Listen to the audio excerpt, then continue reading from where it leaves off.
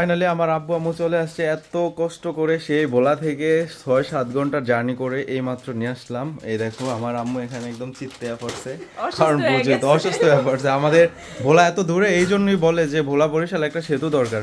তোমরা তো অনেকেই ট্রোল করো, ঠিক আছে? তো এই যে দেখো বস্তার পর বস্তা, আমাদের বাসায় পুরো বস্তা ভরা, এগুলো সব নিয়ে আসছে বাড়ি থেকে। এই যে আরে সুমা পরে দিন, এই যে বস্তা, ঠিক আছে? এখন আমরা একটা একটা করে খুলবো আর তোমাদের সাথে শেয়ার করব। তো এই বস্তা ভর্তি কি আছে আমরা এখন দেখব। কি এই বস্তার মধ্যে? আচ্ছা বের করেন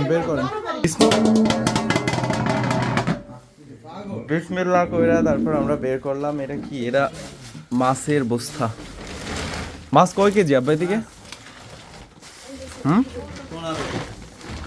বাড়ি থেকে 15 কেজি মাছ নিয়ে আসছে। দেখো আমরা আগে গ্রামে যাইতাম অনেক হায়ার করে, আব্বু আম্মু আমাদের মাছ খাওয়াইতো, আর এখন সেই আব্বু আম্মু আবার গ্রাম থেকে আমাদের জন্য মাছ নিয়ে আসছে।